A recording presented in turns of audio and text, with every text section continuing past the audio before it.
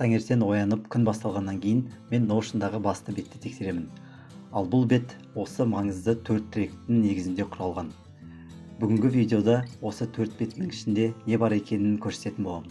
Баршаңызға сәлем, мен атым Саят. Мен сізге Notion арқылы жеке дамуға, әдет қалыптастыруға және өміріңізді реттеуге көмектесемін. Жалпы өмірді не үшін реттеу керек деген сұраққа ойланып көрейік. Егер біреу өміріне көңілі толмай, оны өзгерткісі келіп жүрсе, ол сол өмірін өзгертетін бір сиқырлы таяқша сияқты бір нәрсені күтіп жүреді. Өмірді өзгертудің қажеті жоқ. Оны тек қана реттесек болды.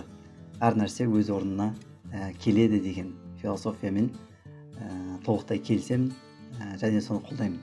Және де екінші нәрсе бар, ол бөл және басқар деген орысшада, ағылшынша версиялары бар. Ол идея бойынша бір өмір сияқты өте күрделі, бір комплекс, бір басқаруға келмейтін нәрсені егер басқарғыңыз келсе, өзіңіз өзгерте алатын нәрселерді өзгерткіңіз келсе, онда оны кішкентай, кішіректеу бөліктерге бөліп, соларды басқару керек. Ең бірінші өмірді бірнеше салаларға бөліп көрейік. Ол үшін Notion'дағы бірінші бетке келеміз. Бұл бетті ашатын болсақ, бірден 4 саланы көреміз. Бұл жеке, сабақтар, денсаулық және қаражат.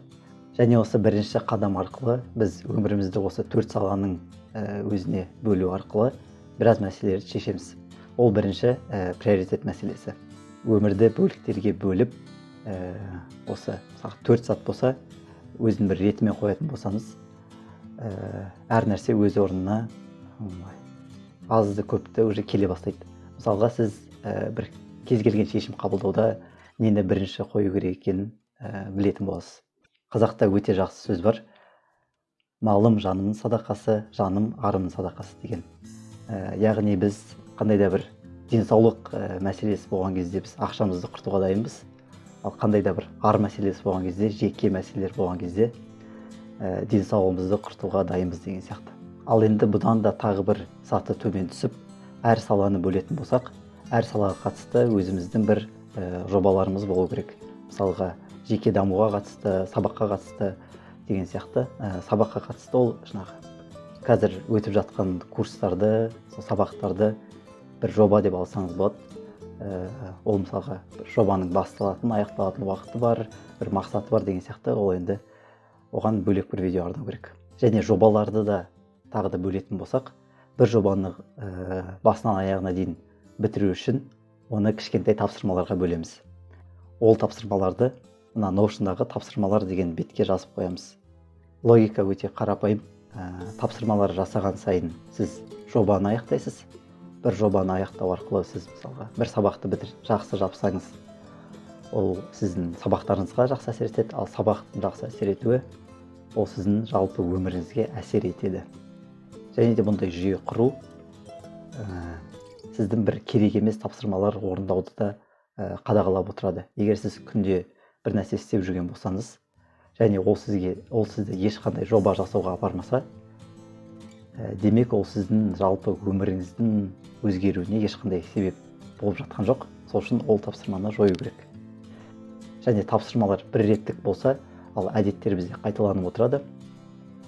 Ол мысалға тамақтану әдеттері болуы мүмкін, ұйқы, біз оларды жай жойып тастай алмаймыз. Бәрібір ұйықтау керекпіз, бәрібір тамақ жеу керекпіз.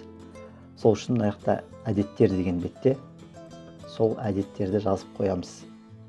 Әдеттердің де мақсаты тура тапсырма сияқты, бірақ бұл әдеттердің уақыты шексіз дегенде шамалы ұзақтау. Және әр әдетте сіздің бір өмір салаңыздың жақсаруына септігін тигізу керек. Егер ол жақсы әсер етпесе, демек ол кері әсер тигізіп жатыр деген сөз. Екі вариант бар. Немесе бір керек жоқ нәрсеге кетіп жатыр. Мысалға, күнде Instagram қарау деген сияқты ол мақсатсыз болса, босқа кетеді. Ал екіншісі тіптен ол жаман әдеттер, ол сіздің өміріңіздің жамандауына әсер етеді. Жалпы бүгінгі видеоны шығару ұзақтан бері ойымда жүрген. Ойымды дұрыс жеткізе алдым деп ойлаймын. Бірақ әлі де қандай да бір мәселелер сөйлеуде, түсіндіруде бір мәселелер бар екенін білем.